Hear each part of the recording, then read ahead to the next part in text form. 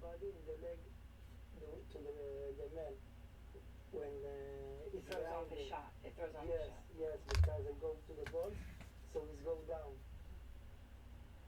So I take the weapon and he take me out from the shelter and I see in the right side. I tell you, I think 40, 50 terrorists outside on a car with a weapon, a big weapon, and I see the car. They run away from the festival. They want to go to there. They shoot them. Oh, so the festival cars are coming by as people are fleeing. Yes, yes. But these terrorists are waiting here. Yes. So the festival, those people fleeing, maybe they think they got away. Yes. But these terrorists are waiting to shoot. Waiting to shoot. And when I go around with the terrorists, he scream to his friends, Jews.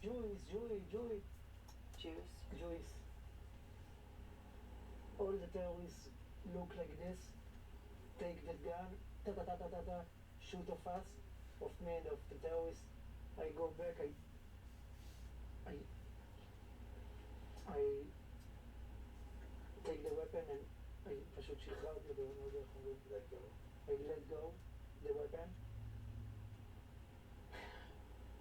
And when I go down, I see the terrorist shoot. 1, 2, 3, and it's go down. It's dead, the terrorist. And I tell everybody wasn't me. The terrorist is come. Go down. They come to the shelter and we look them and they look me. And what I see is... You look them in the eye? In the eye. And what did you see when you looked them in the eye? The commando Hamas. I see ISS. What I see?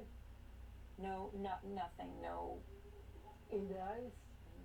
Crazy. I don't look this eyes I don't see look like this. It's crazy, it's on the drugs. They look like they were on drugs? Yes, of course. Of course I don't look like this crazy eyes.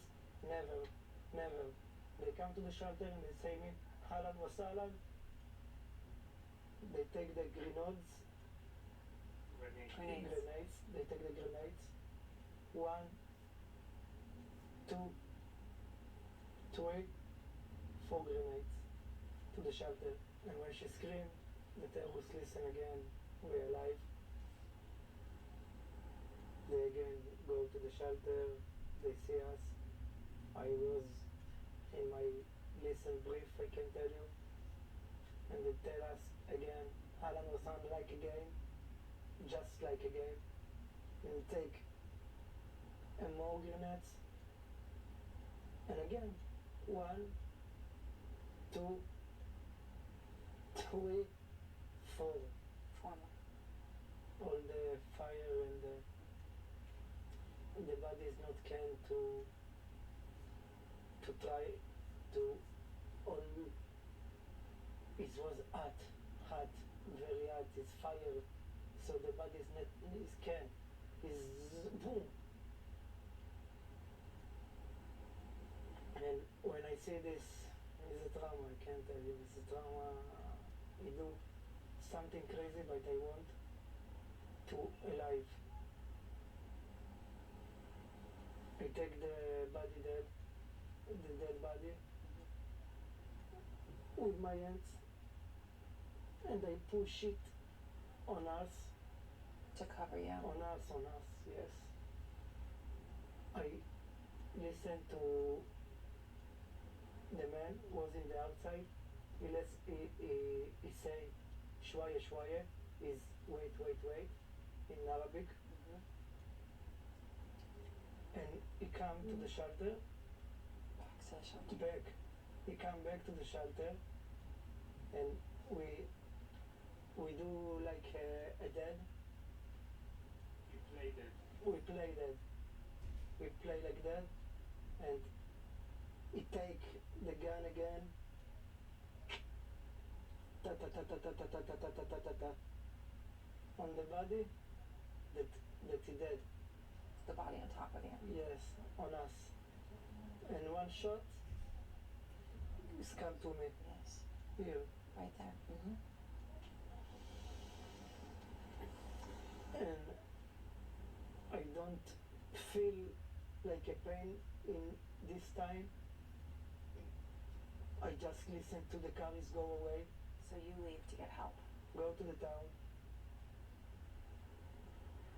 And when I go to the town, all the town body dead.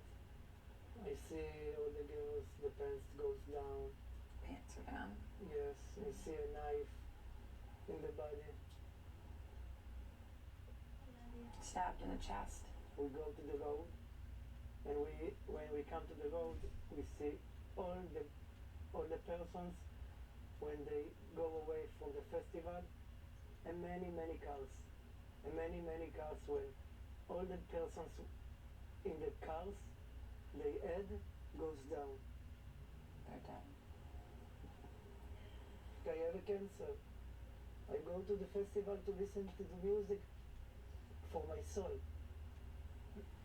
And what I go to there, go to the wall, and what I see in my eyes, I never can take this and go out. Raz, thank you for sharing your story. Thank you, and I pray every day that all the world, they hear me, and they take my words to their life, and take them to the another people, because I want a better world. Incredible story of his bravery. Half a world away from all of the fighting and protests in the Middle East, Russian President Vladimir Putin and the Chinese President Xi Jinping met today in Beijing, both refusing to condemn Hamas, clearly taking a side in this war. Will Ripley is out front. Russian President Vladimir Putin, an accused war criminal in the West, a guest of honor in Beijing. Chinese President Xi Jinping feasting with a fellow strongman, triumphantly toasting their vision of a new world order. A world prioritizing Palestinians over Western-backed Israel, pitting the Putin-Xi world against the US-led free world. Russia and China refusing to strongly condemn the Hamas attack.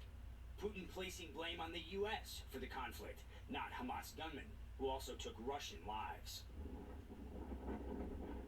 Both Beijing and Moscow criticizing Israel's actions, condemning Tuesday's deadly hospital blast. The Palestinians say hundreds died. Russia calling it an act of dehumanization, urging Israel to prove its innocence. China says Israel played a part in provoking Palestinian rage. Decades of diplomacy without a two-state solution. Israel has the right to establish a state. Palestine has the right to establish a state as well. China's heavily censored social media overflowing with pro-Palestinian posts, and plenty of anger aimed at Israel and the US. One user writes, the only way to get peace in the Middle East is for the Jews to move to America and build a nation there. President Xi welcomed Palestinian President Mahmoud Abbas in June, part of Beijing's bid for a bigger role in Mideast diplomacy and its desire to reshape the US-led world order. Building on the historic deal it brokered this year, restoring ties between Iran and Saudi Arabia. China says it's sending a special envoy to the Middle East to help with a political settlement. China and Russia now calling for a ceasefire in Gaza, positioning themselves as possible peacemakers, both ignoring the irony of Putin's own brutal war, spilling blood on the battlefields of Ukraine. Far from the front lines, the leaders and representatives of some 140 nations are expected here in the Chinese capital. Leaders of key Western allies noticeably absent. A perfectly timed distraction from Putin's problems at home. Parading himself before flocks of friendly state media outlets. Putin's heaping praise on China's powerful leader and Russia's loyal patron, Xi Jinping. He makes long-term plans for the future It's what differentiates the true world leaders from what we call temps. Temps only show off on the world stage for about 5 minutes before becoming lost to world history. Putin and Xi, possibly leaders for life, predicting a global power shift, the decline of democracy, the rise of strongman rule. You could hear in Vladimir Putin's interview the disdain he has for democratically elected leaders, and President Biden has said that this battle, Aaron, between democracy and autocracy will be the defining battle of this century. All right, well, thank you very much, and thanks so much to all of you for joining us. AC 360 starts now.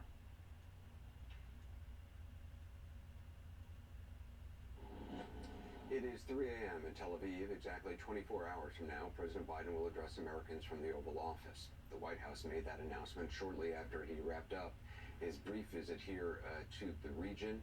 The president met well, according to his press secretary, Karine Jean-Pierre, the president will focus his primetime remarks on Hamas's attacks, as well as Russia's war in Ukraine. At a refueling stop in Germany, CNN's Kevin Liptak asked the president if he was disappointed. Let's listen. No, disappointed. Look, I came to get something done. I got it done. Part of that appears to be an agreement with Egypt's President al-Sisi, whom he spoke with by phone instead of meeting face-to-face in Amman. The president saying that al-Sisi agreed to open Egypt's Rafah crossing into Gaza to humanitarian aid. He also reaffirmed the American intelligence assessment that Israel was not responsible for the hospital explosion, something Israeli officials, citing their own intelligence assets, underscored throughout the day. As time moves on, it's clear that what happened last night is not a murder mystery, but really an open-shut case, and the evidence really is incontrovertible that it was a Palestinian Islamic Jihad rocket that misfired from inside the Gaza Strip and landed in the parking lot of that hospital. Israel's neighbors, though, remain unconvinced. Tens of thousands of protesters turned out tonight on the streets of neighboring countries, with large demonstrations in several locations in Jordan and Morocco. And with that anger rising, the State Department late today sent a cable to all U.S. embassies and consulates around the world. The message ordering embassies to conduct emergency security reviews in light of current events. To the question of where events might lead and what Israeli officials today warned could be a long war, President Biden offered these words today. I understand, and many Americans understand. You can't look at what has happened here to your mothers, your fathers, your grandparents, sons, daughters, children, even babies, and not scream out for justice. Justice must be done. But I caution this: while you feel that rage, don't be consumed by it. After 9/11, we were enraged in the United States.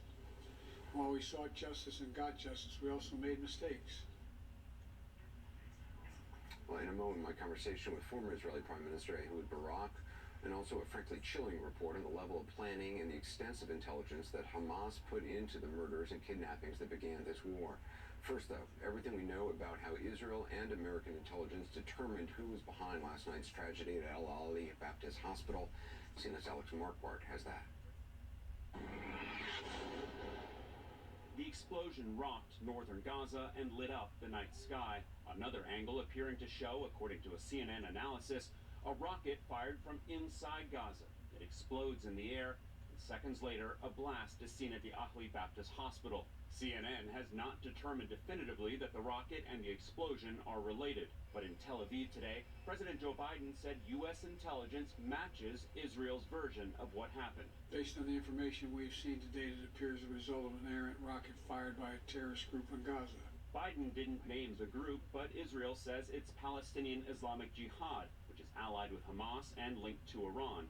The American assessment, less than 24 hours after the deadly strike, was based on what the White House now says is intelligence, missile activity, and open source video and images of the incident. The statement adding that some Palestinian militants in Gaza themselves believe it was carried out by Islamic Jihad. For the U.S. now to weigh in, and the U.S. president to weigh in on this, this does strongly suggest this was likely not the Israelis. The Israeli military published recordings it claims are audio intercepts of Hamas militants acknowledging the rocket came from inside Gaza.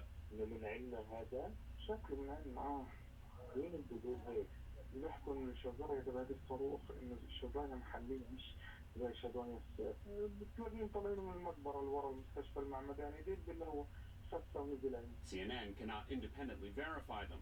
It's part of a vigorous Israeli effort to prove it wasn't their rocket, arguing the damage from the strike was far lighter than the bombs they usually drop from the air.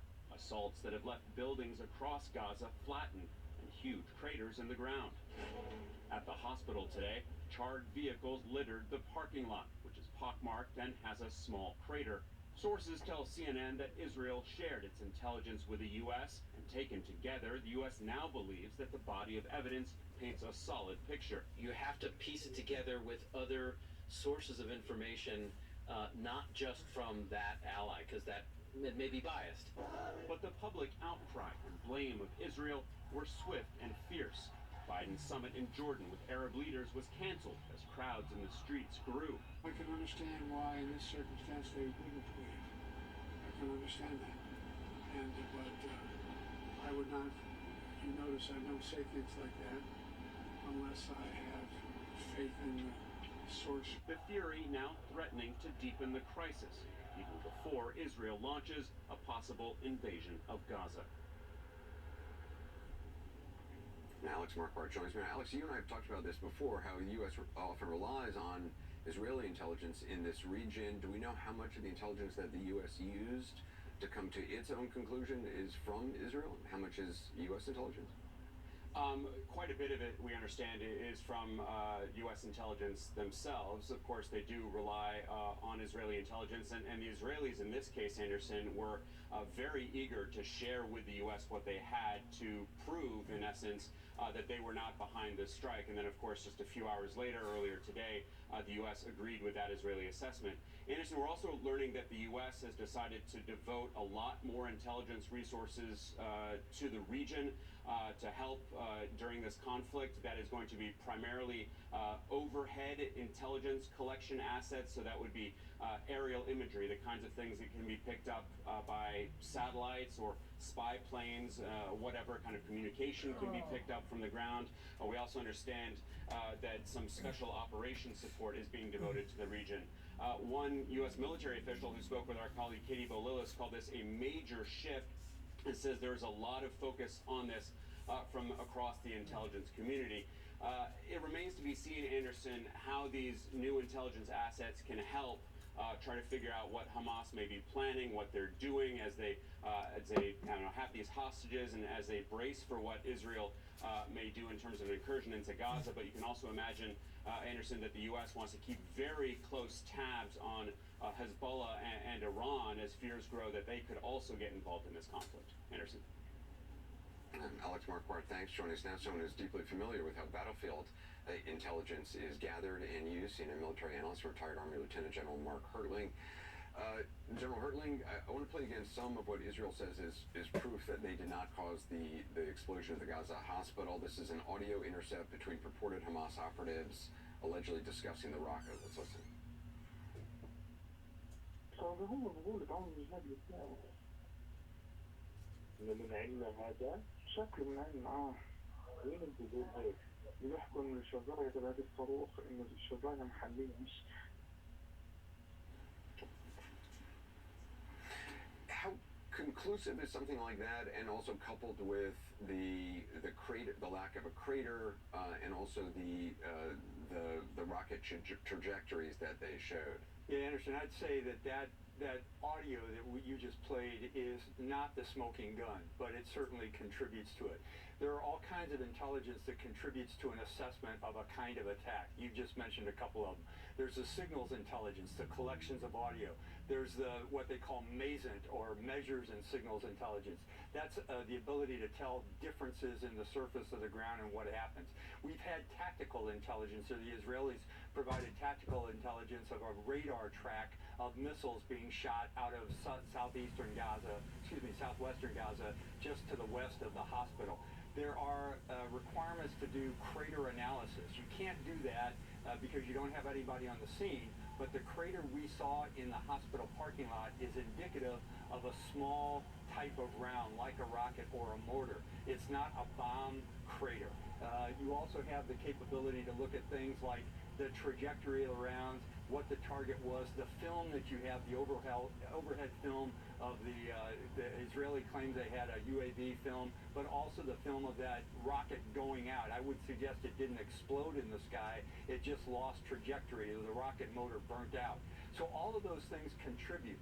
What I saw last night when we were first discussing this were a lot of things that gave me pause. As a commander on the battlefield, you never immediately say, this is what happened without an investigation.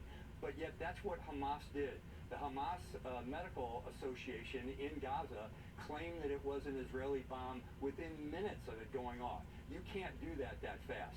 The hospital is still standing. The parking lot, when you look at the charred cars and the firebomb that occurred there, seems to be an indicator of a mortar or a rocket round landing with a fuel explosive after it, which is what happens when a rocket fails. And there have been hundreds of rocket failures from the Hamas firing it into Israel. So all of those things taken together are not final proof, but it's about a 90% solution that says the Israeli report is extremely compelling. Plus, I haven't seen personally on any films coming out of Gaza just yet of the so-called 500 people that were killed in this attack. There doesn't look like there was a whole lot of carnage at that site from last night. So all of those things add up to me to one other thing. In 2014, when Israel did Operation Protective Edge, doing the same kind of operation they're doing now in Gaza, they were decimated by repeated use of negative social images and false and misdirected information. They're going to see the same thing in this campaign, I'm sure of it, with probably in spades. There surely was video of children and others being taken to Al-Safa Hospital, and reports of people who had been seeking shelter outside.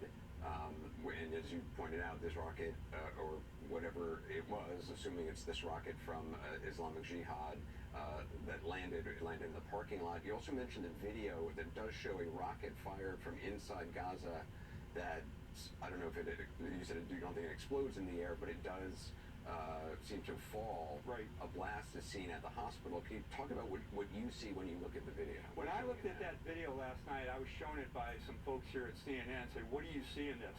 And what I said was a rocket motor stopping. When that happens, and you see it now on the screen, when that rocket stops, that one's a hit. That one is a hit probably by a Iron Dome missile. But when you see the other one right before this explosion, it appears like the rocket motor burns out. That tells me there was a failure in the rocket. When that happens, when it's a mile off of the launch site, and the Israelis provided what looks to me like a radar or Q-36 tracking of a rocket launcher, which they use to use the Iron Dome, it appears that rocket just stopped in the air or flamed out and then dropped. And when it hit the ground, the explosion you see is much bigger. That one right there is much bigger than a normal rocket explosion. It had to do with a fireball that came after it. And when you look at the cars in the parking lot, you see some cars that are burned, others that are untouched, just feet away. So all of these indicators, without actually doing a crater analysis on the scene, and you have to be on the scene to do that, and also seeing, you pick up pieces, fragments of the rocket that hit, you can't be 100% certain, but I got to tell you, the evidence we have so far seems to indicate what the Israelis are saying. And President Biden backed up by saying that there was additional intelligence from the Department of Defense, which probably included satellite imagery of a launch site. Alex just reported that with U.S. Special Operations is helping with planning and support. What does that mean to you? Well, they're getting intelligence. What we've heard so far is some of the Hamas fighters who were killed during the attack on the 7th of October, they've been searched. The special operators can get things like pocket litter, and that means things that these individuals are carrying, maps, information, communication devices that will give them more of a feel for what that force was doing and what they were tasked to do. And one of the things they may have been tasked to do was bring hostages back to a certain location. They also can use certainly aerial images. Special operations are very good for allowing intelligence to drive their targeting. And what I mean by that, special operators just don't go out to hit a target. They plan an operation based on intelligence. It's called intelligence-driven operations. So they are contributing to what Israel is collecting in terms of intelligence so they can conduct operations. And I'm sure they're seeing some of the things on the battlefield today or in the area of Gaza. General Hertling, I appreciate your expertise. Thank you. More now on the President's brief visit here today and tomorrow's primetime Oval Office address. The Source's Caitlin Collins is here with me tonight, also with us in southern Lebanon, where hostilities continue between Hezbollah and Israeli forces. CNN's Ben Wiedemann. Caitlin, did the White House think this was a successful trip? I think it's a tough trip. I don't think President Biden walked away with a lot of tangible achievements that they were hoping to have. Obviously, they wanted him to really make that trip to Jordan, but he did make that news as he was flying back, and that is something I should note that we rarely see him do, where he comes back and speaks with reporters. But he had just finished up a long phone call. He said it was about half an hour with the Egyptian president, and that was where he agreed to allow about 20, up to 20 was the president's phrasing, humanitarian trucks into Gaza. That is significant because they've been at the Rafah crossing, unable to actually get across and get to the people who desperately need it. So they certainly felt like they made some progress on that front. I think the question is, when does it actually happen? Do we actually see those trucks cross the Rafah crossing? And also the agreement that he said that Israel is going to let that aid go into Gaza. Does that actually happen? I think we talk so much about it, but does it actually go forward? Also, it seems pretty critical that on the part of Israel is how that aid is distributed, who distributes it, and does it fall into the hands of Hamas or another group? Yeah, and Israel said it's not coming through Israel, it's only going through Egypt, and they've said that if it does get into the hands of Hamas, that's when it's going to stop. Well, that's a big question because Hamas, of course, runs Gaza, and we've seen how they've used civilians as human shields. We've seen the way that they've used them, used money that they've gotten from the United Nations, not to build schools, but to help build up their arsenal. And so I think that's still a really big question. They're going to suddenly start using this for drinking water, for medicine, for all of these things that people desperately need. Yeah, interesting to see whether those shipments are contained in the south, where Israel has urged Gaza residents. Apparently they will be. They're not allowed to go to northern Gaza, is what I was told by Israel's ambassador to the United States. And also whether they'll be building shelters. There are already some UN tents and stuff up in the south, whether more of those will be built, because obviously housing is a huge issue for people. Ben, while speaking to reporters aboard Air Force One, as Caitlin was just mentioning, President Biden flatly denied a Times of Israel report. And I'm wondering what you think of it. The Times of Israel report said that the White House had told Israeli officials that if Hezbollah attacked Israel, U.S. forces would fight alongside IDF troops. Is it clear how concerned Hezbollah is about U.S. military support, even indirect support for Israel? Well, Hezbollah is obviously watching closely the fact that the United States has sent 2 carrier groups to the Eastern Mediterranean, is talking about deploying 2,000 Marines on board those 2 carrier groups. And of course, when he talks about U.S. troops, of course, the United States oftentimes in conflicts doesn't always send boots on the ground. It focuses on air power, and certainly we've seen in the past, going back to the 1980s, the United States has become involved in Lebanon, using its air power, using its sea power. So that doesn't necessarily negate American involvement in a potential shooting war here in Lebanon. Obviously, Hezbollah is not in a position to counter the military strength of the United States.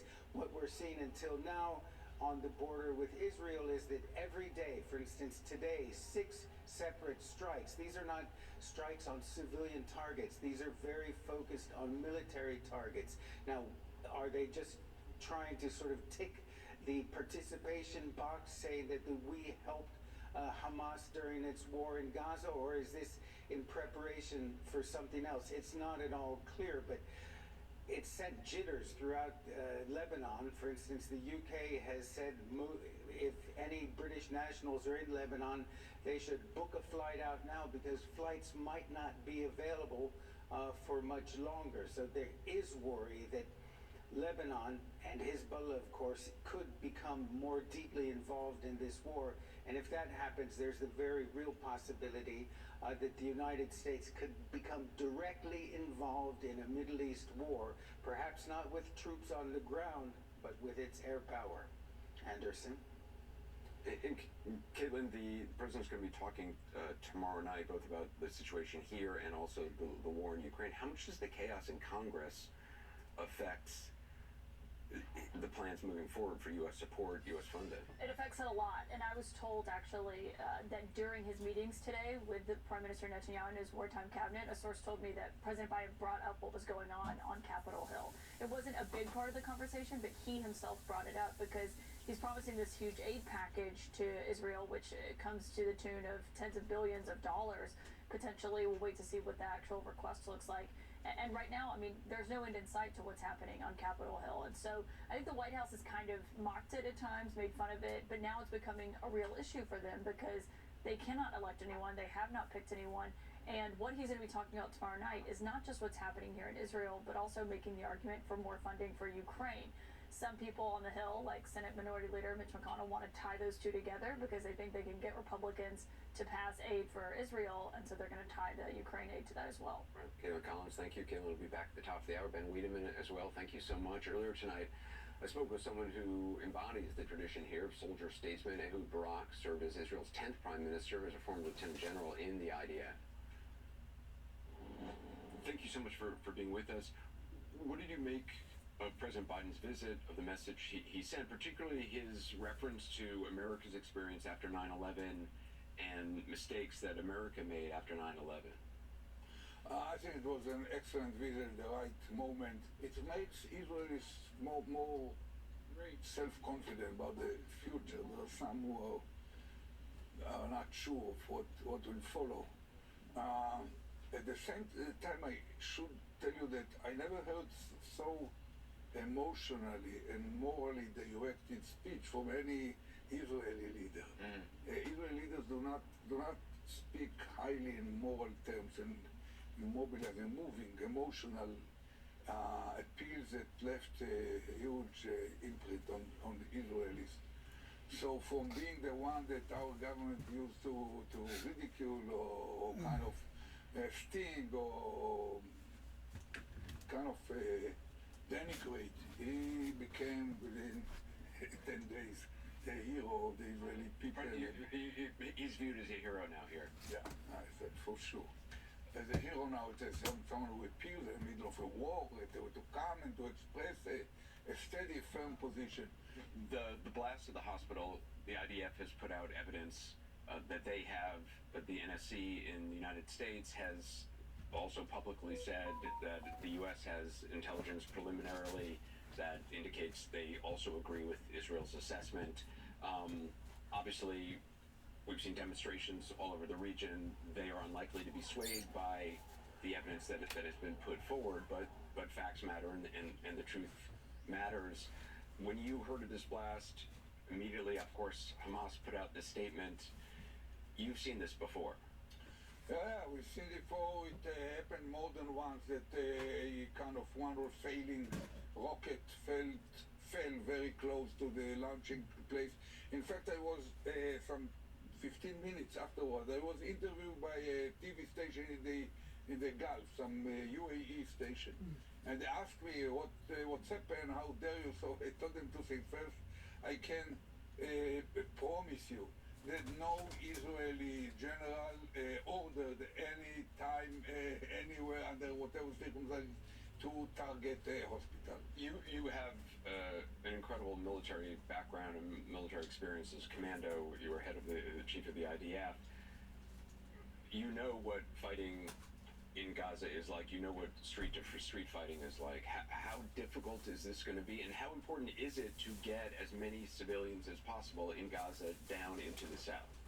So first of all, it's very important to get as much of them to the south. Probably 500,000 already removed, but 500,000 stay there.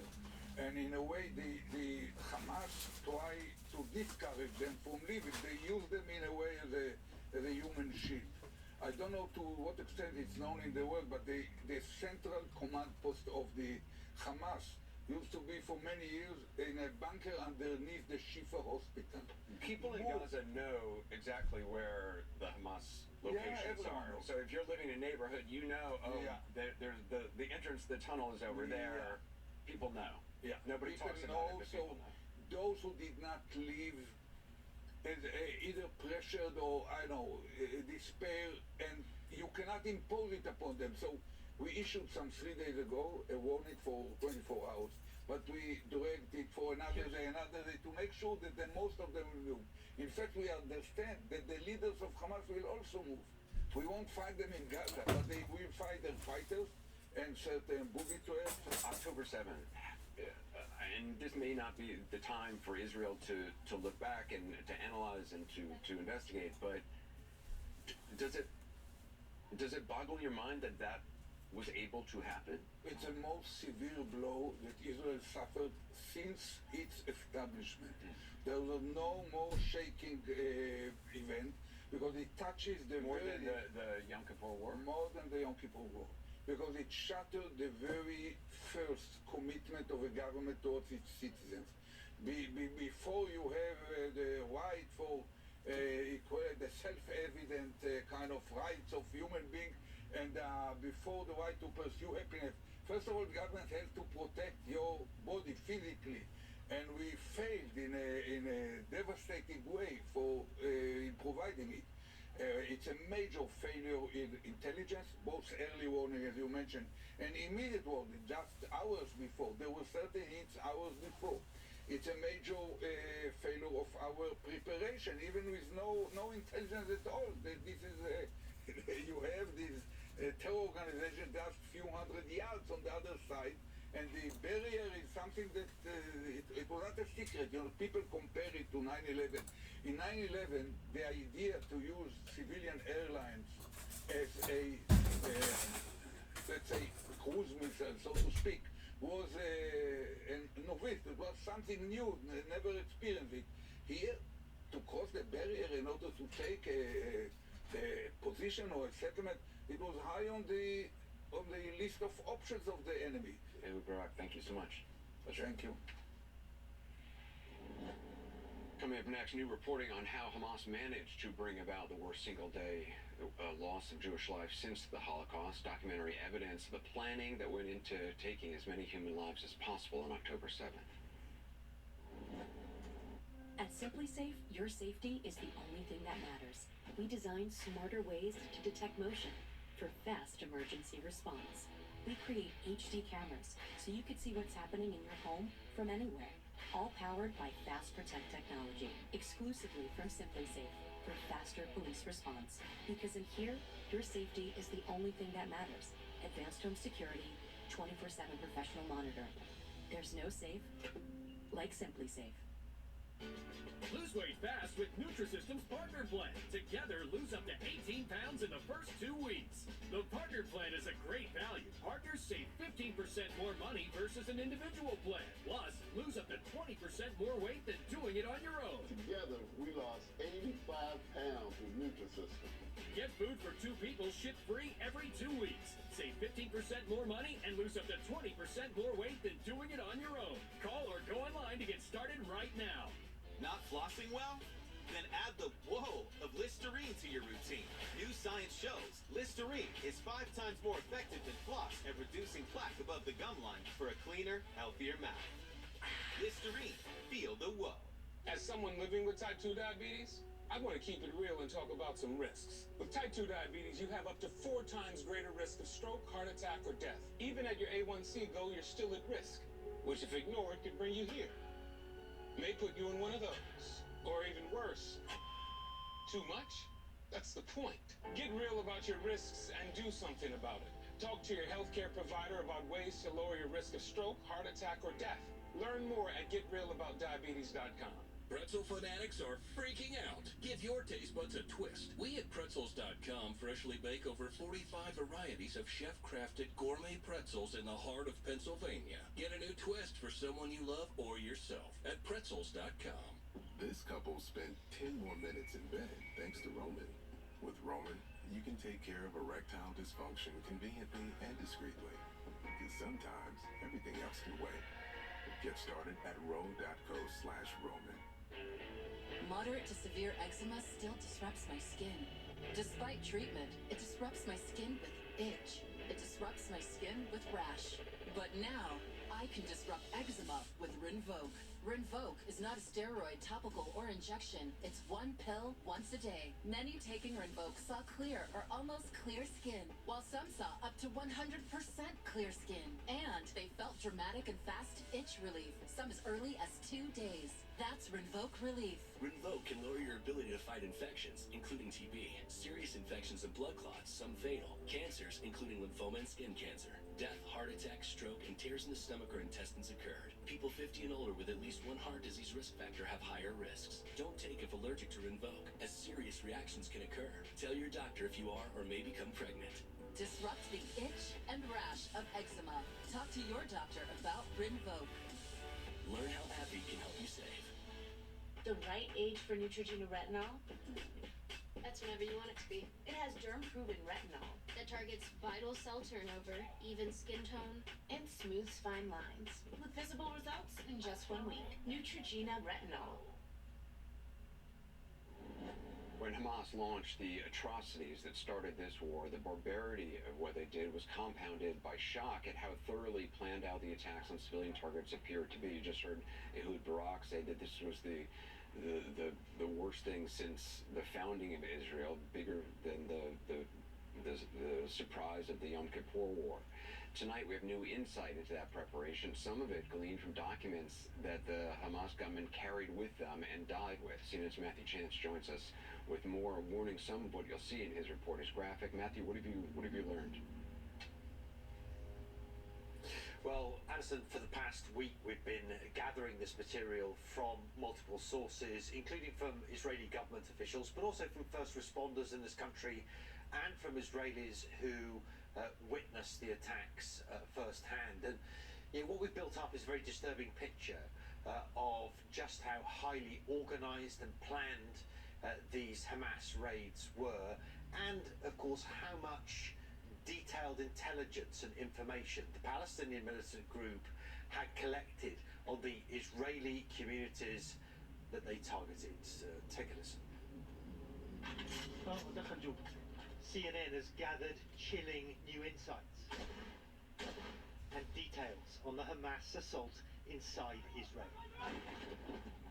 including disturbing video taken by the attackers themselves as they rampaged through Israeli homes, killing on sight, and then being killed.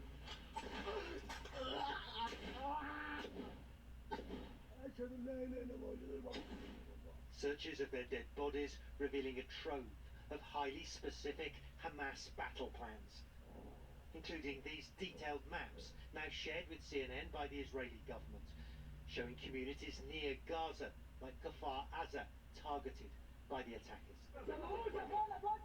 These were the terrifying scenes inside, as Hamas gunmen recorded themselves moving freely through the gardens of Israeli homes. Code Red, the Israeli loudspeaker blares in Hebrew, punctuating the sporadic gunfire. After the attack, Israeli first responders saw bullet holes and bloodstains in room after room, in what looks like a coldly methodical killing spree. But while hundreds of Israelis were killed, some Israeli communities managed to repel the Hamas gunmen and save lives. At Kibbutz Mefalsim, also near Gaza, residents pushed back a Hamas attack and found documents on the bodies of the militants they killed, with disturbing, highly accurate intelligence on their homes, including precise numbers of armed guards there. Regional Defense Force, at least 20 residents, one document reads, and 10 soldiers. They knew basically the size of our security team. They knew about other 3 or 4 entrances to the kibbutz. It sounds like they knew everything. They knew everything. Where the generators are, they knew where the armory is, they knew about rural roads around the kibbutz. Security footage shows how Hamas gunmen killed an Israeli outside the kibbutz gates before being repelled. Even with detailed intelligence on their targets, not every Hamas objective was achieved. Nearby kibbutz Saad wasn't even attacked, although we now have documentary evidence that Hamas intended to inflict the maximum possible human casualties there and to hold hostages. A highly detailed street map found on another Hamas gunman and obtained by CNN shows individual buildings in Saad identified and assessed for their military value.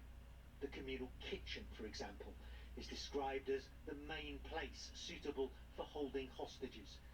Inside the guard room, the soldiers must be neutralized, the Hamas instructions say. While the kibbutz dental clinic is designated a place for first aid for both enemies and friends. Israeli residents of Saad say they also found that level of detail astounding. Shockingly, the details are very accurate. The map is a map of our kibbutz. It's very accurate. It's horribly accurate. If they'd have come to your settlement, they would have known exactly where to go, exactly where to cause the most damage. Yes, and we now see that their goal was to take hostages, including children. Israeli officials say they found other documents too that advise attackers to kill anyone posing a threat or causing a distraction, to keep captives away from arms or means of suicide, and to use them as cannon fodder. It is a dark turn, even for a group seen here parading before the attacks, that's come to symbolize the uncompromising face of Palestinian resistance and violence against Israel. Israeli officials say a document referencing ISIS and Al-Qaeda, which CNN has not been able to authenticate, was found on one Hamas gunman killed during this attack on kibbutz Be'eri. The document given to CNN by a senior Israeli government official praises jihad against Jews and crusaders. Israeli officials say that's evidence Hamas is increasingly influenced by global jihadi ideology, an assessment many experts have dismissed. But in the wake of the unprecedented brutality of these attacks, US officials tell CNN the Hamas threat may now be reassessed. Matthew, I mean, it just bears repeating, looking at these videos, and many of these are Hamas videos that I have not seen before with body cams. I mean, these are civilians' homes that they are firing into. I mean, it's children's bedrooms. It's just so sickening. Is it clear how they were able to get all of that detailed information about, you know, the location and the residents of these kibbutzim?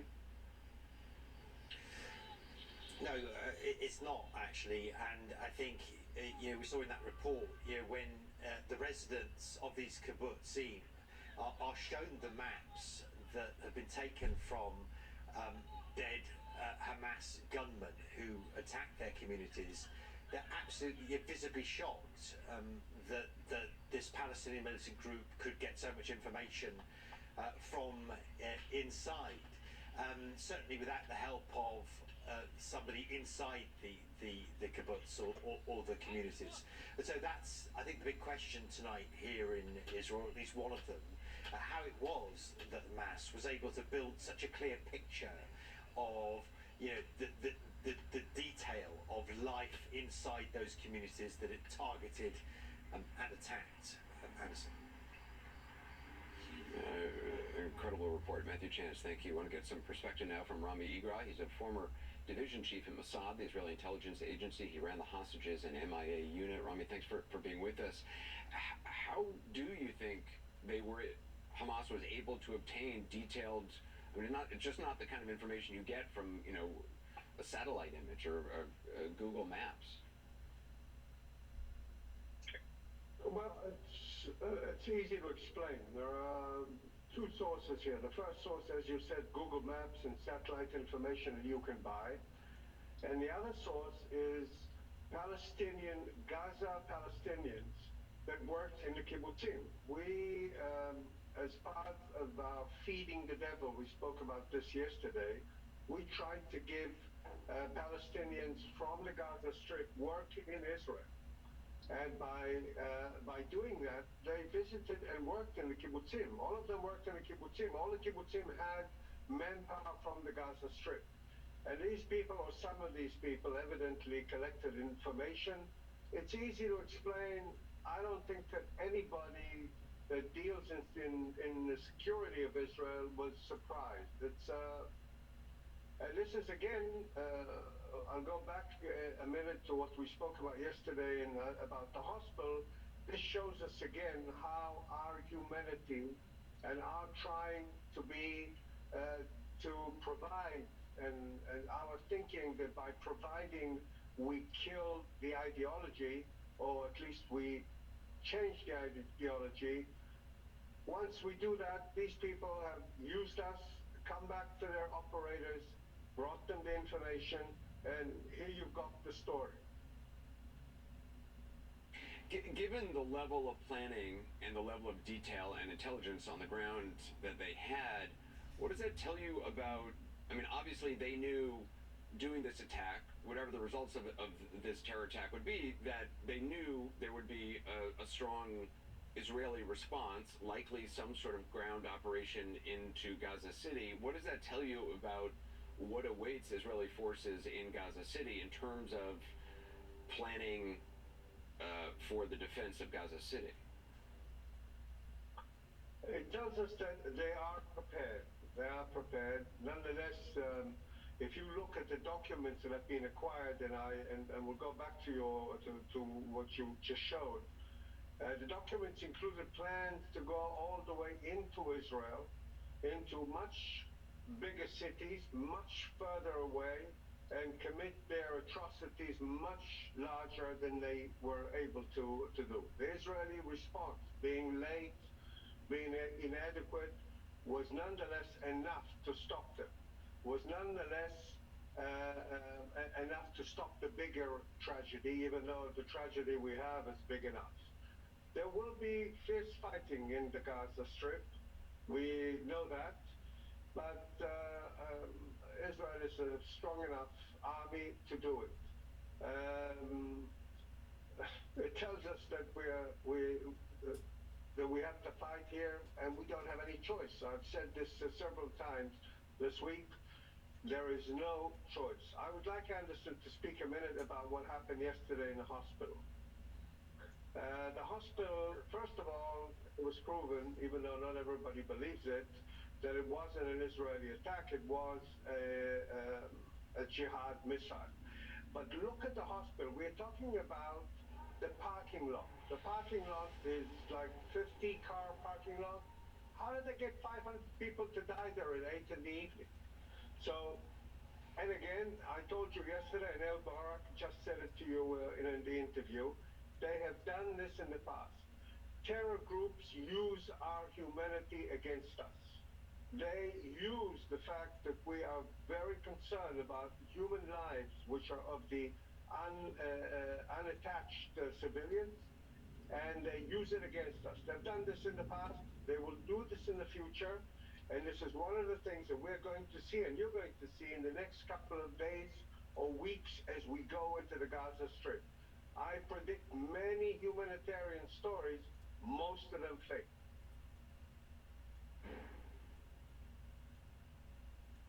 Rami Egrep, I appreciate your time. Thank you so much for being with us. We're trying as best we can to report on what's going on in Gaza. It's obviously difficult. Access is effectively cut off. Last night we spoke to an architecture student who'd moved south with her family, Dunia Abu Rama. We were able to get her back on the phone this evening. She is in southern Gaza, huddled with dozens of people sharing, as she told us last night, one room, one kitchen, and one bath. Here's what she said earlier. Dunia, what has the last 24 hours been like for you and your family since we last spoke? The last 24 hours, in the morning, we got some bad news that my mother's aunt was murdered. So it's been very terrible for us that we've heard that some of our relatives have been killed. So we also worry that we might be the next people that we're going to be killed. We're more terrified and more scared. We don't know when all of this is going to end. So things aren't getting better here, and we will worry about the supplies that we have. If we die from bombs, we're going to die from starving, or maybe from thirst, because there is no enough water. So it's getting worse day by day, and we don't know what's going to happen, what is going on, or what's going to happen the next days. Have you heard that President Biden visited Israel today and had said that the U.S. will be giving $100 million for humanitarian assistance, and that Israel has agreed to allow food, water, medicine through the Rafah gate, through the Rafah border crossing into southern Gaza? Does that give you any hope? It's easy to say this. Like, they've been saying that medical treatment and supplies are gonna be in Gaza in a few days, but it's easy to say this, but there's no actions. How are you getting information now in Gaza about evacuation options or humanitarian aid? How does that information get to you? Luckily, and thank God, we are staying in a house where there's an internet connection. Meanwhile, other people, they are literally isolated, not from the outside world, but also from the local area. So we are trying here as the one that has an internet connection to inform my friends that doesn't have an internet connection, to tell them about what is happening in the world and what is happening in the local area. So, and also some people may get the news after 6 or more hours that occur. Like if something happened, they don't know the news instantly. They know after a few hours or maybe a day or more. So we're trying our best to stay connected with each other. Do you think much about the future? I mean, you're 22, you were in school, you're studying to be an architect. Do you think about your future now, or is it just day to day? As I said, I'm thinking a lot about the future. Most of us here are thinking about the future, what's going to happen in the next days. I do think about my future. I was supposed to graduate the next summer. So I'm worried if I'm going to graduate in next year or not. I can be an architect or not, or maybe all the years that I spent studying are gone. So I am worried and anxious about what is going on in the next days or in the next months. Is there anything else you want people to know? I hope that as a civilian and as someone who's representing civilians here, that the next days, gonna be better, and this mess is going to end, hopefully. So this is all I want to add.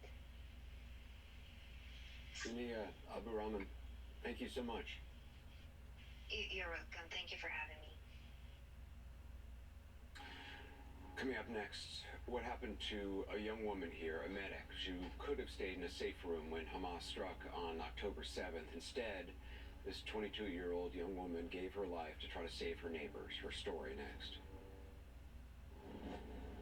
Attention Medicare beneficiaries. This is an important message for everyone on Medicare. Attention everyone on Medicare. Today we are talking about 2024 Medicare Advantage plans. If you don't have a 2024 Medicare Advantage Part C plan, call now because there may be a Medicare Part C plan with additional benefits available in your zip code. Right now is the Medicare annual enrollment period. You can call now to see if there are any changes to your current Medicare plan in the upcoming year, or find out if you're eligible to enroll in a Medicare Advantage plan with additional benefits. Everyone on Medicare is encouraged to call. Call now and a licensed insurance agent can look up your plan and see if there are any changes to your current plan in the upcoming year. Call now during the Medicare annual enrollment period. Part C plans can change every year. Don't wait. Call before the Medicare annual enrollment period ends on December 7th for your free, no obligation 2024 Medicare benefits review. Call 800-882-0987. 800-882-0987.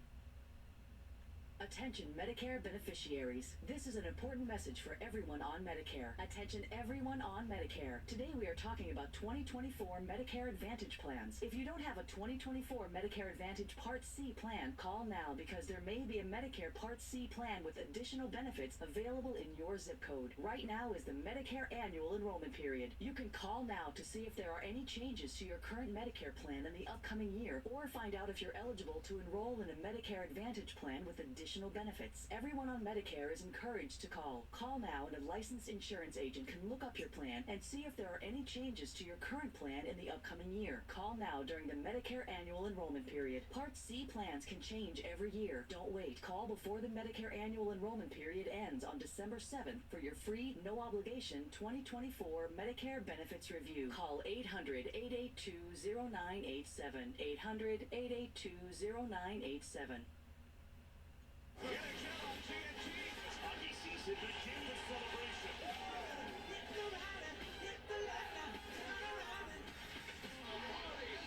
Time to celebrate again.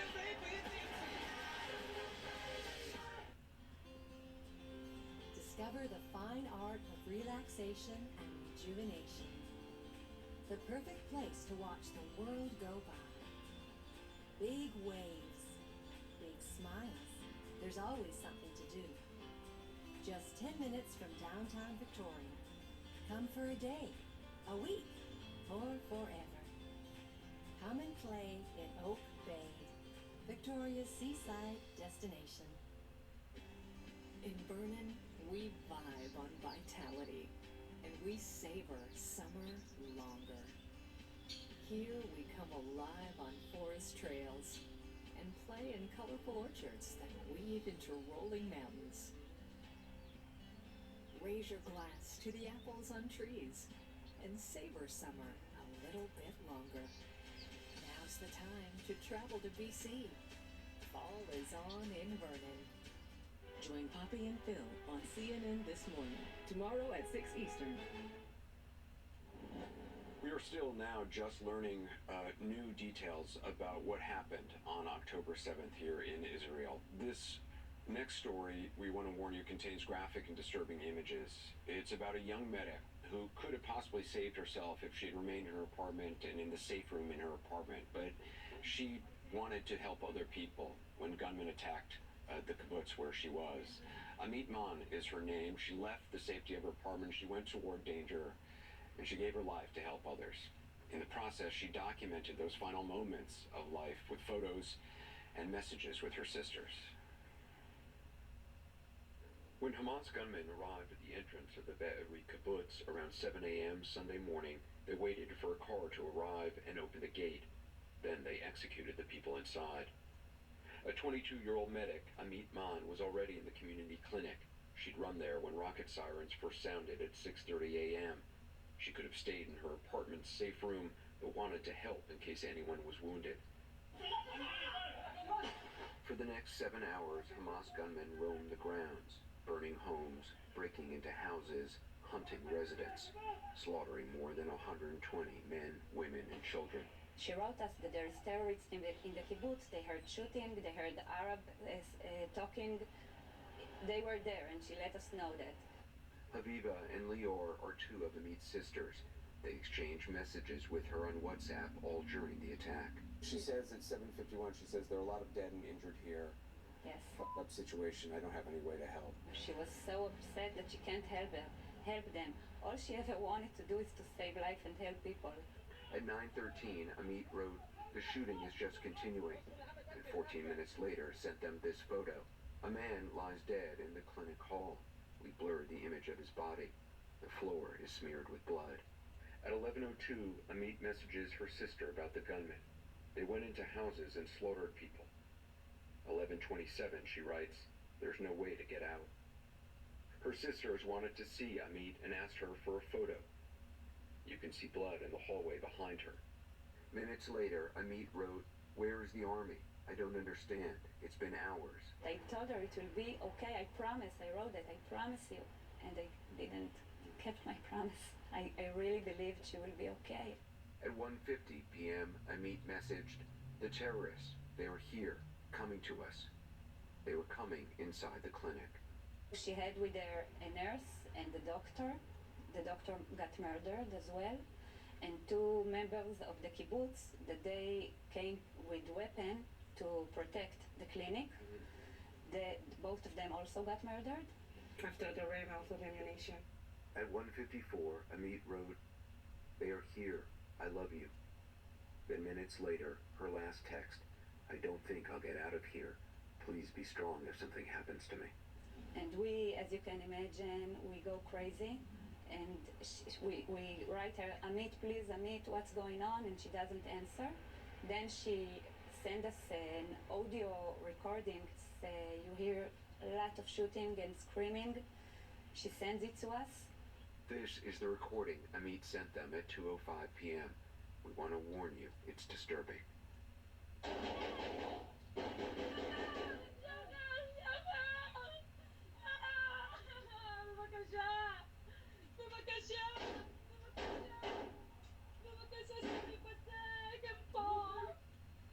She's screaming, "Please make it stop, they are here. Please make it stop. Means Please make it please, stop." please.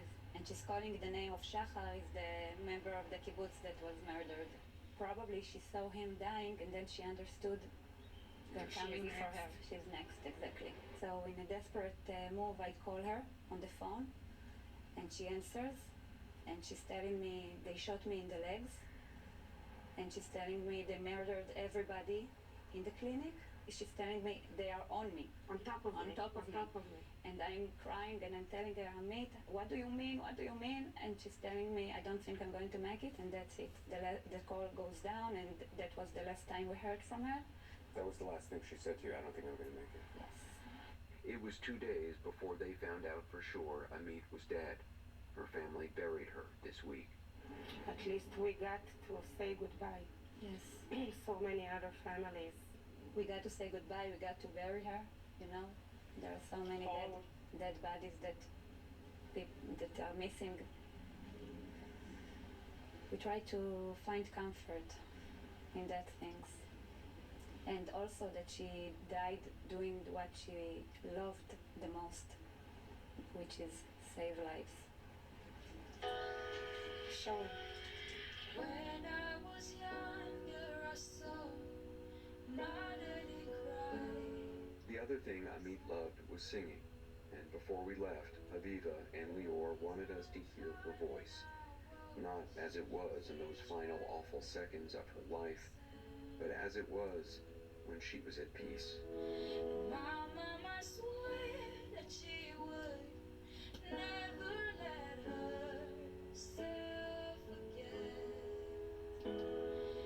That was the day that I promised I never think of love if it does not exist. Amit Maan was just 22 years old. And we'll be right back.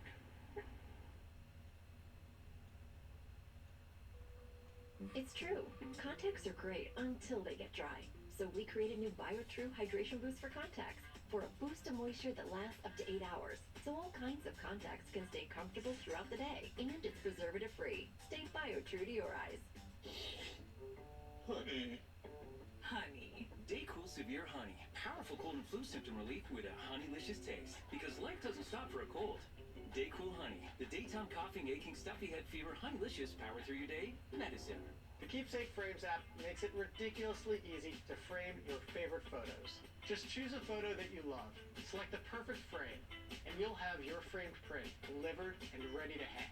Download the free Keepsake Frames app and start framing today. The Whole Story with Anderson Cooper is appointment viewing on Sunday nights. One whole story, one whole hour. The world's best journalists dig deeper into the stories they can't ignore. The Whole Story with Anderson Cooper, Sunday at 10 on CNN.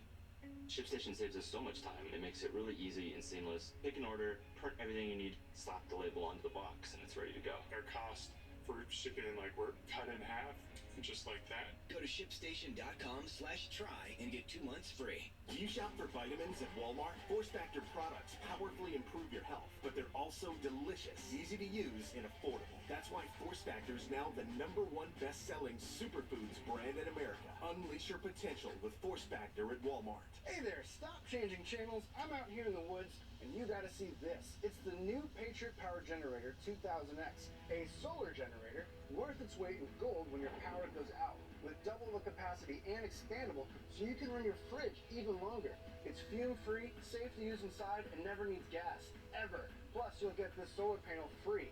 Go to 4patriots.com and do it now. Get your solar generator with free shipping and free panel at 4patriots.com. I'm Manuel on Capitol Hill, and this is CNN. For information on how to help the humanitarian efforts in Israel and Gaza, CNN's Impact Your World has gathered a list of vetted organizations on the ground responding to the crisis. Go to cnn.com/impact. You can also text the word relief to the number 707070 to donate. CNN's coverage in Israel continues with Caitlin Collins.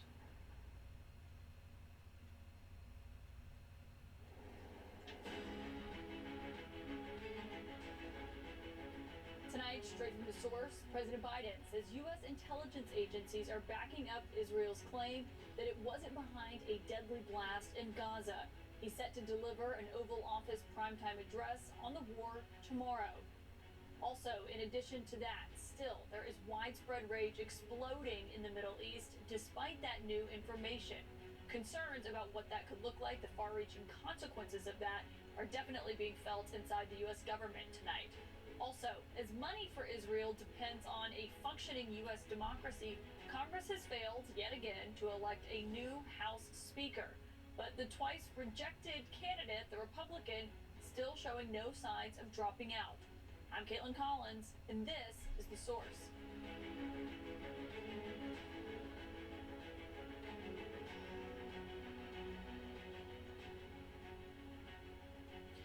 Good evening. I'm Caitlin Collins, live in Tel Aviv tonight.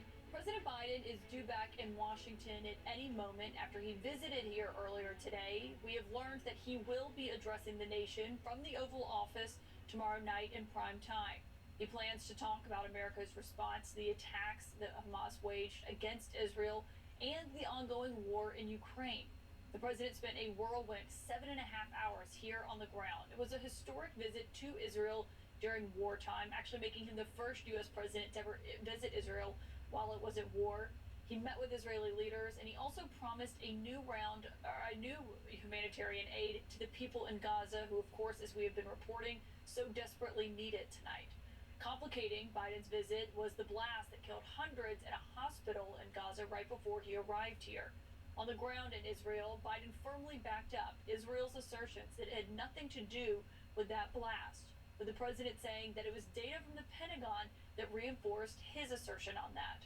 Still, there was outrage over the blast that erupted before that assertion from the former president, from the current president, I should note, across the Arab world, in Lebanon, Iraq, Jordan, Iran, Turkey, and in Ramallah in the West Bank.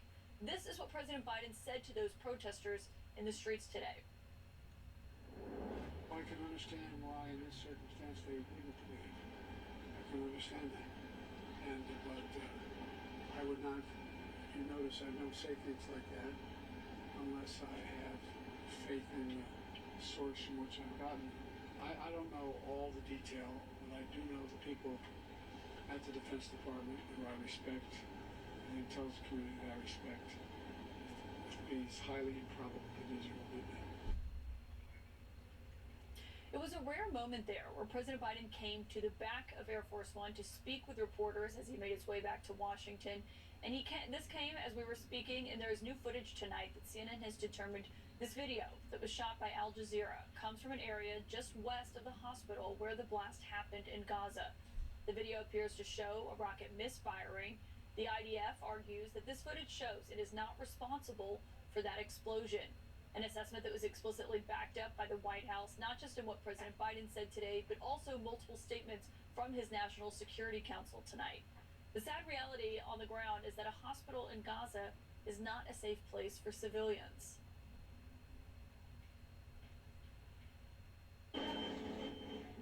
Homes were threatened to be bombed, or those who feared the bombing came together with their children, food, drinks, and took refuge in this place.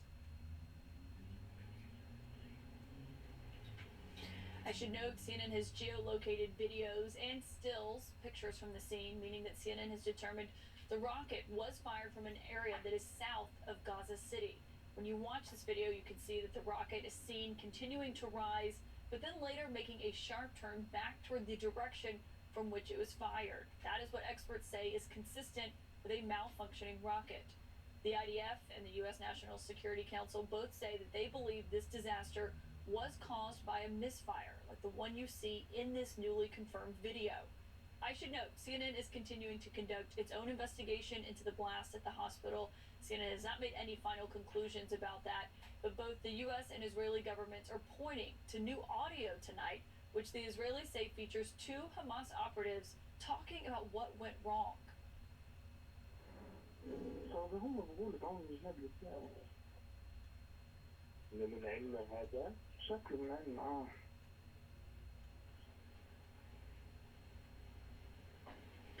For more on how the U.S. reached this analysis, what it means going forward, I'm joined tonight by the former Deputy Director of National Intelligence, Beth Sanner.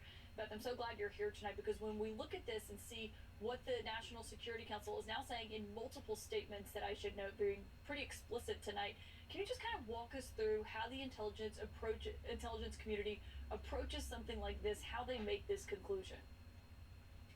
Thanks, Caitlin. It's good to be with you tonight. The U.S. intelligence community, along with military intelligence organizations, are going to do what is called all-source analysis, and that simply means that they'll take information from all different kinds of sources and combine them together to corroborate what is going on. So it's kind of rare that we would have just one source say, you know, this is what's going on. We're just looking at overhead. This situation actually has, it seems to have quite a few different kinds of intelligence to look at. Overhead, open source, which includes the film that you just showed, SIGINT, which is the intercept of that phone call. And, you know, and I also want to stress that it does seem in these comments that the U.S. intelligence has its own independent sources that it's looking at and not relying on just the Israeli sources. So, you know, when they use the word highly likely, then that is about as strong as most analysts are willing to ever say about anything.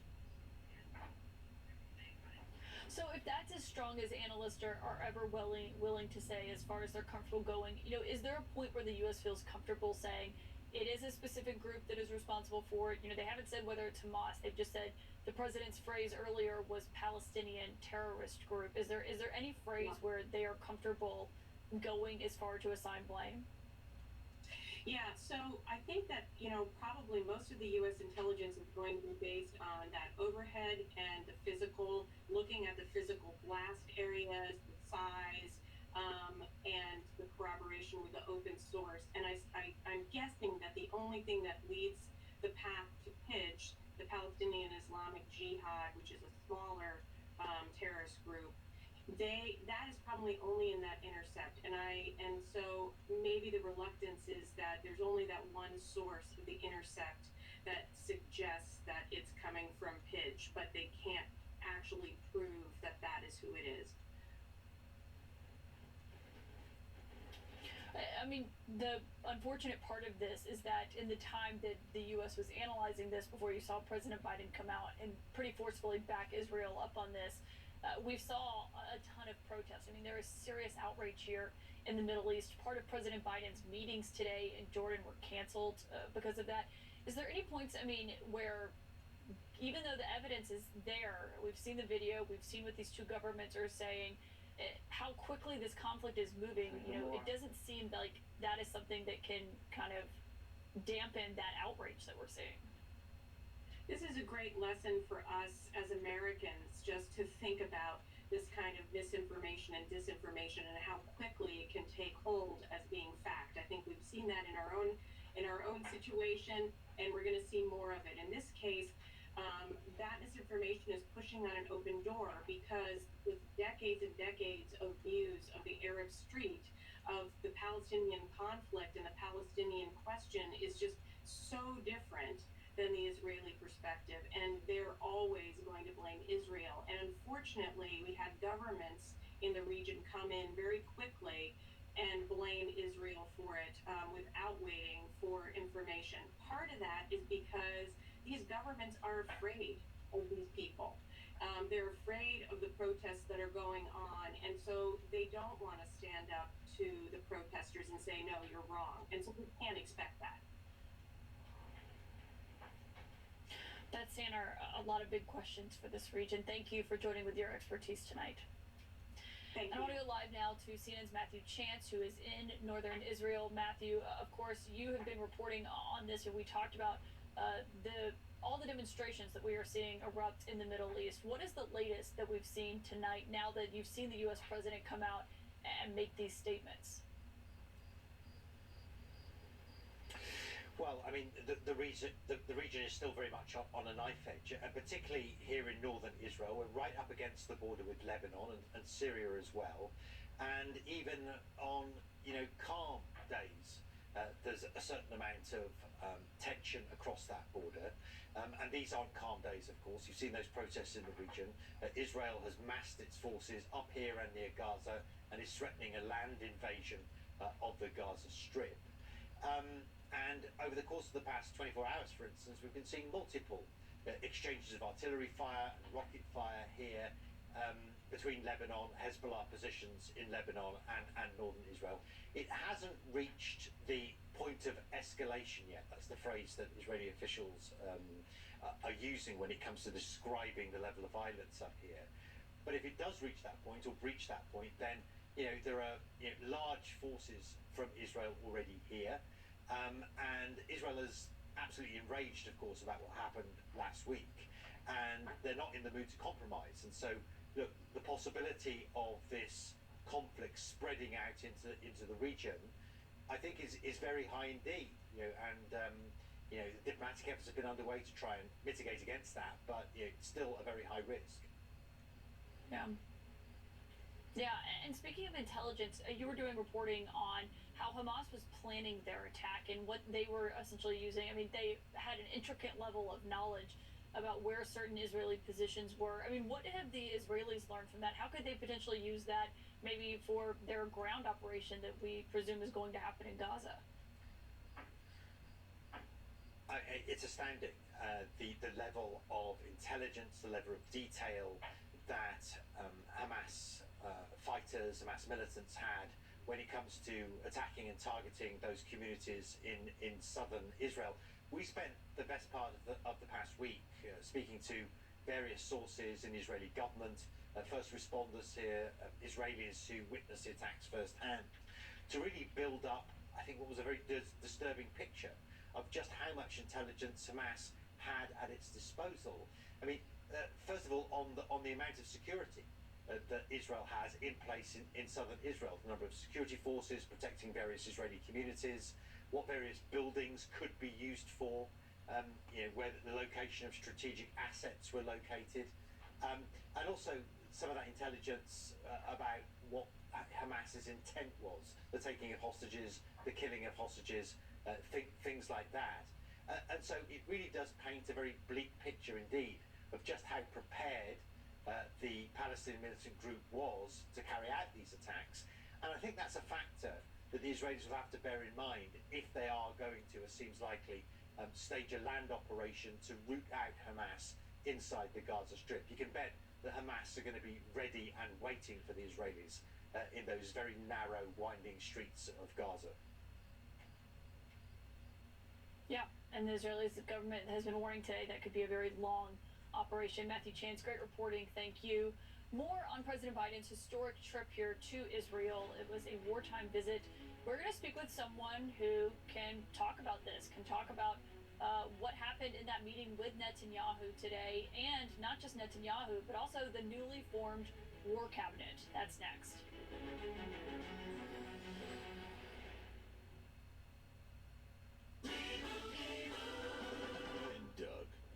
And Doug says you can customize and save hundreds on car insurance with Liberty Mutual. He hits his mark center stage and is crushed by a baby grand piano. Are you replacing me? With this guy? Customize and save with Liberty Bibbity. He doesn't even have a mustache. Oh, look, it's Bee-Boo. Only pay for what you need. Liberty, liberty, liberty, liberty. We all know that words have power. They set things in motion And make us happy or sad. But there's one word that stands out because when people say it, lives are changed. It's not a big word. It's itsy bitsy. It's only 3 little letters. But when you say it, the life of a kid like me can be changed. So, what is this special word? It may surprise you. It's yes. Yes. Yes. Yes to becoming a monthly supporter of Shriners Hospitals for Children. That's right. Your monthly support allows the doctors and nurses at Shriners Hospitals for Children to give the most amazing care anywhere and change the lives of kids like me. And me. And me. Because people like you have said yes. Now I can play football. And I can play catch. And I can walk. So what do you say? Will you say yes right now? It's so easy. All you have to do is pick up the phone or go to loveshriners.org right now and say yes. When you say yes to giving just $19 a month, only 63 cents a day, we'll send you this adorable Love to the Rescue blanket as a reminder of all the kids you're helping every day. My life is filled with possibility because of the monthly support of people just like you who called the number on your screen and said yes. Yes. Yes. Yes. Your yes is making a difference in my life and the lives of so many other kids like me. Thank you. Thank you. Thank you. Thank you. Thank you for giving. Please call or go online now. If operators are busy, call again or go to loveshriners.org to say yes right away. Moderate to severe eczema still disrupts my skin. Despite treatment, it disrupts my skin with itch. It disrupts my skin with rash. But now, I can disrupt eczema with Rinvoq. Rinvoq is not a steroid, topical, or injection. It's one pill once a day. Many taking Rinvoq saw clear or almost clear skin, while some saw up to 100% clear skin. And they felt dramatic and fast itch relief, some as early as 2 days. That's Rinvoq Relief. Rinvoq can lower your ability to fight infections, including TB, serious infections and blood clots, some fatal, cancers, including lymphoma and skin cancer. Death, heart attack, stroke, and tears in the stomach or intestines occurred. People 50 and older with at least one heart disease risk factor have higher risks. Don't take if allergic to Rinvoq, as serious reactions can occur. Tell your doctor if you are or may become pregnant. Disrupt the itch and rash of eczema. Talk to your doctor about Rinvoq. Learn how AbbVie can help you save. Closed captioning is brought to you by Eucora. Help maintain a healthy urinary tract with Eucora. I had 8 UTIs in 1 year. This inspired my husband and I to start Eucora. It truly works miracles. The peace of mind I've been looking for. Try today at eucora.com. President Biden is set to deliver a primetime address about Israel and the war in Ukraine tomorrow night. We're learning new details about his meetings that happened here in Tel Aviv today, including with the Israeli Prime Minister, Benjamin Netanyahu. Joining me now is Barak Ravid, who covers foreign policy for Axios and is one of the best-sourced reporters in this region. Barak, on the flight back, you saw President Biden come back, something he doesn't often do. And he told reporters that he was blunt with Netanyahu in their conversations today, the ones that did not happen in front of the cameras. What have you learned from your sources about what those blunt conversations were? Good evening, Kate. And first, I have to tell you that I'm a bit jealous that you're in Tel Aviv, my home city, and I haven't been there for a long time. To your question, President Biden, in the meeting with Netanyahu and in the meeting with the Israeli War Cabinet, he tried to explain to them, I think, again, as he said, very bluntly, very directly, he told them, listen, the U.S. supports you. You have a lot of other allies supporting you, the UK, the EU, Canada, Australia, a lot of countries. But if you want to maintain that support, you cannot create a humanitarian crisis in Gaza. So even though I understand that you're a victim of a terrible attack, it's in your own interest to allow this humanitarian aid from Egypt into Gaza. And I think, and President Biden also said it, he didn't get any pushback. The Israelis basically said, yes, we agree. Yeah, he said he basically got no pushback. He even referenced 9/11 at one point. It seemed to be this gentle warning where he was saying, essentially, look, we were so filled with rage in the United States following 9/11, and we made mistakes as a result of that, kind of issuing this warning. But the other thing, Barak, that we heard repeatedly from Israeli officials today was warning about how long they believe that ground operation is going to potentially take. What have you heard from your sources about that? Yeah, in the meeting with the Israeli War Cabinet, it's not only Netanyahu who told Biden that this thing is going to take time. Also, Minister of Defense Gallant told him it's going to take time, and we're going to need the same U.S. support we're getting now, we're going to need it for a long, long time. And even Benny Gantz, the new member of this emergency unity government, former Minister of Defense, told Biden that the whole restructuring of Gaza after Hamas is toppled, let's see that it really happens, but if it happens, the whole process could take years, Gantz told Biden. And Biden, one of the questions he asked the Israeli Security Cabinet is, what's your plan? What's the strategy? Do you have any plan for the day after? Let's say you do topple Hamas. What do you do the day after? And unfortunately, the answer that he got is that at the moment, there's no plan. Yeah, I mean, that is a big question here. What is the objective? What does that look like? And who's in charge?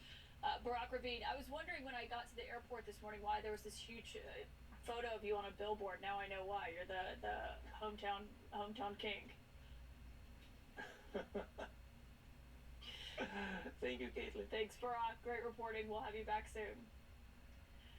Of course, today was not just this day where the president was talking about what is going to come next, tactically speaking, with Israeli leaders. It was also a very somber day. There were moments at the end of President Biden's visit today, one of his lengthiest meetings that he had before he came out and made those remarks, as he was meeting with people whose lives have been changed by forever, essentially, by that massacre, by what happened. I'm talking about the families of victims, of the survivors of that day, and also the first responders who were there on the ground.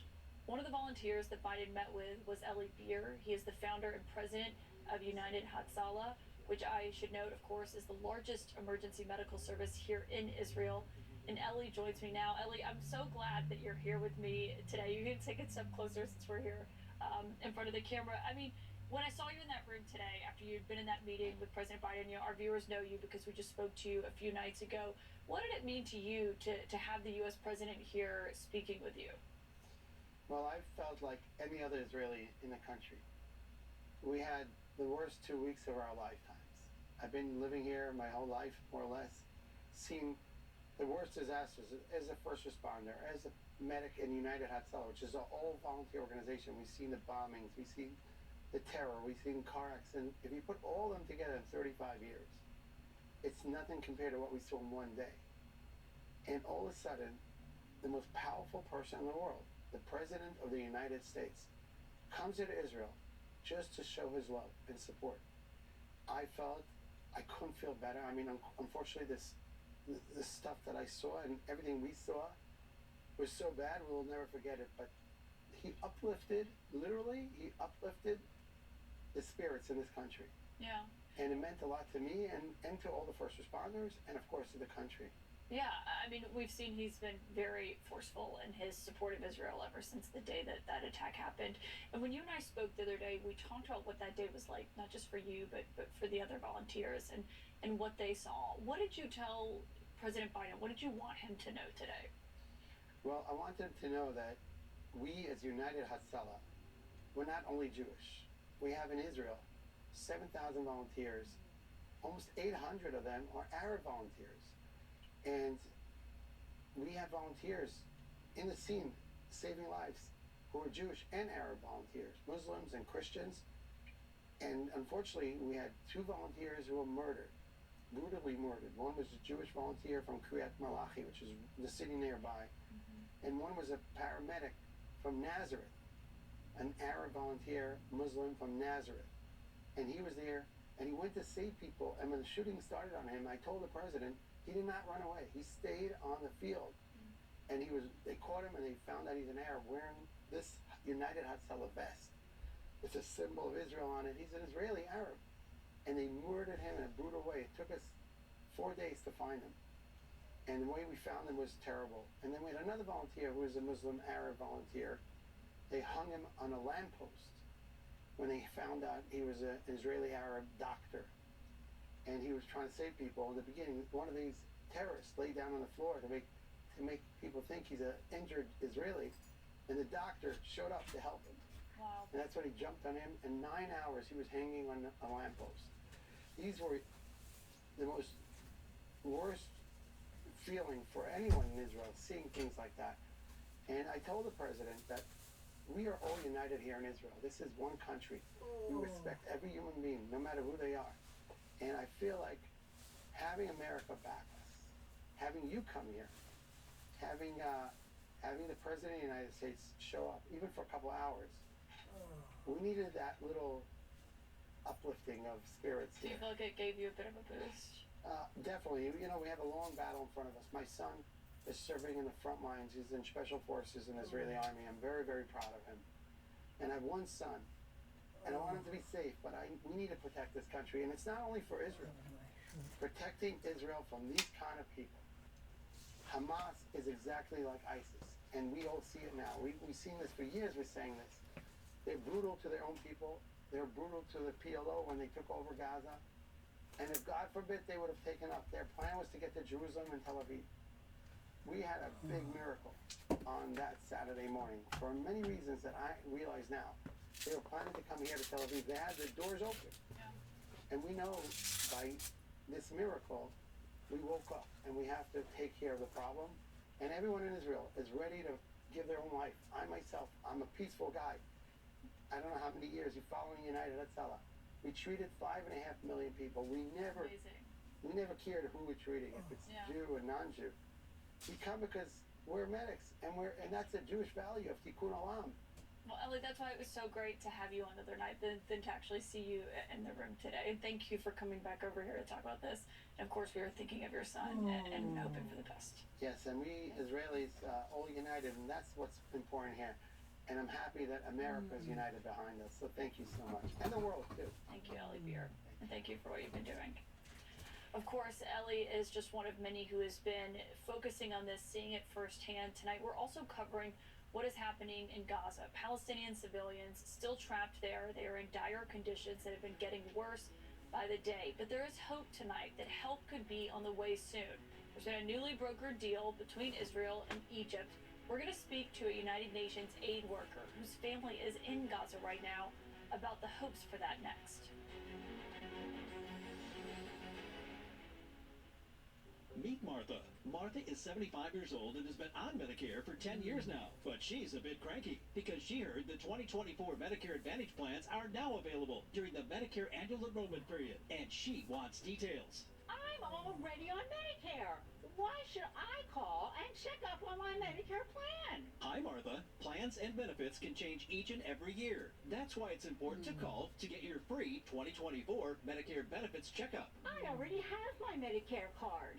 I am not calling. Martha, Right now is the Medicare annual enrollment period. 2024 Medicare Advantage plans are now available, so everyone on Medicare can call to see if a Medicare Advantage plan may be better for you. You can even call to see if there are any changes to your current Medicare plan in the coming year. They probably won't answer the phone. Well, Martha, if you call 800-882-0987, a licensed insurance agent will speak with you and look up your plan options and see if there is a plan that will better fit your healthcare needs. Why don't I get these automatically? Martha, 2024 plans are now available, but you won't get a 2024 Medicare Advantage plan automatically. I think I called before, so I'm not calling. Martha, right now is the Medicare annual enrollment period. 2024 plans are now available, so now's the time to call. So everyone on Medicare should call now during the Medicare annual enrollment period and get your free Medicare benefits checkup today. Just call the toll-free number on your screen. It's free. Free? Yes, Martha. The call and no-obligation Medicare benefits checkup is free. They can look up your plan options and let you know if you're eligible to enroll in a 2024 Medicare Advantage plan, available in your zip code. Call now and we will see what plans may be best for you. It's time for me to call and get my free, no-obligation Medicare benefits review. That's right, Martha. I should have just given you the toll-free number. It's on everyone's TV screen now. Call 800-882-0987. 800-882-0987. The Whole Story with Anderson Cooper is appointment viewing on Sunday nights. One whole story, one whole hour. The world's best journalists dig deeper into the stories they can't ignore. The Whole Story with Anderson Cooper, Sunday at 10 on CNN.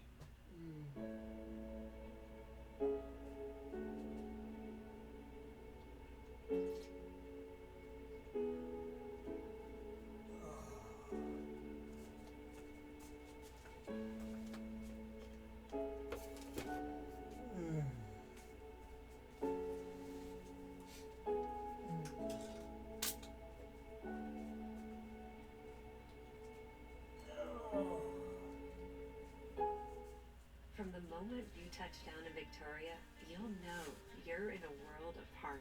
This is a place like no other. Let your curiosity lead you through unforgettable moments,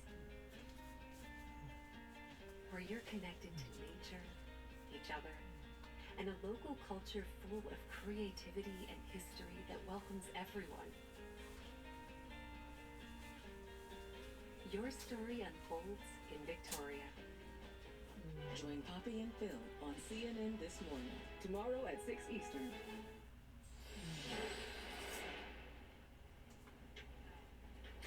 Tonight, we are waiting to learn when humanitarian aid is going to start moving into Gaza. President Biden said today that Egypt is going to allow, after a conversation he had, 20 trucks of humanitarian aid to go through that Rafah crossing. That is the only way to get into Egypt from Gaza. Joining me now to talk about all of this and whether the promise of the aid is going to materialize is Hani Al-Madoun, who is 24 family members who are in the evacuation zone in northern Gaza, including his sisters. He's also the director of philanthropy at the United Nations Works Agency. And Hani, I'm so glad that you're here tonight for Palestinian refugees. I should note, Hani, the last time we talked, you talked about your mom being so concerned that the two of you might not speak again, that she had you turn your camera on during that conversation. I know that your family is still there, your sisters. How are they doing tonight? Well, thanks for having me back again, Caitlin. It's an appreciate to be here, and I'm glad I'm here. I hope it's better circumstances. They're not doing too well. They're concerned. They're not feeling safety. I have two sisters sheltering inside a hospital right now. One sister is in school, in UNRWA school. I have the family just staying in the heart of the evacuation zone, unable to move around. They have very little resources right now. It's not good, and I just worry for them, for their safety. I continue. I have conversations here with members of the U.S. government about my family to make sure that they continue to be safe. There's a bunch of kids there, 20 kids, In the last 2 weeks, Caitlin, I think I've met every single Israeli citizen in TVs, in America's TVs, and I hope we have some uplifting stories from the Palestinian side, and I know that you're having me trying to change that a little bit, but my heart is heavy. I went to the largest Jewish American demonstration today asking for a ceasefire in Gaza. was huge. We went to Capitol Hill. We held hands. There was so many amazing Americans, Jewish Americans, Jewish Voice for Peace. They organized the largest demonstration asking for a ceasefire. And what we did is humanitarian aid, where we're talking about Go ahead. I want to interrupt here because when I hear you say that your sisters are sheltering in a hospital, I mean, I'm just thinking about how we started the show tonight talking about what happened at that hospital in Gaza City. I mean, you must be incredibly worried about them tonight. Extremely so. They're the only reason that People surviving if they can. they went to a shelter and they stayed for 6 hours and they ran for their lives. People surviving if they can. In the Gaza Strip, Palestinians, anyone who's there, seeing if they can survive.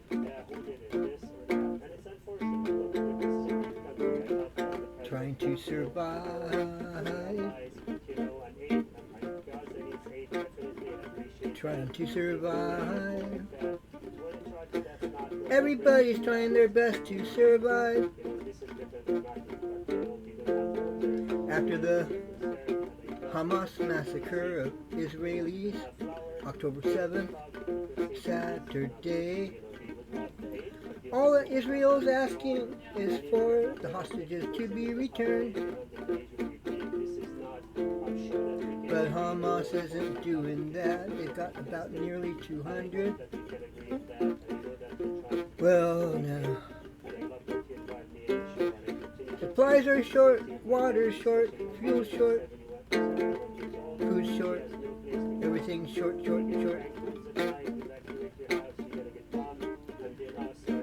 They would be happy, Israel would be happy to give them everything they need, but they want their hostages back. Hamas doesn't mind if Palestinians starve or die. Crazy terrorist groups. People in the Gaza Strip are trying to survive. Trying to survive. Trying to survive. Trying to survive. Tonight. We're going to keep checking back with you and keep checking on your family. So thank you for telling us and updating us. Hani Al-Matoon will continue to check in with you. Thank you so much. Also coming up tonight, Israel's ambassador to the United States, his view of how the meetings today here went, high-stakes meetings. That's next.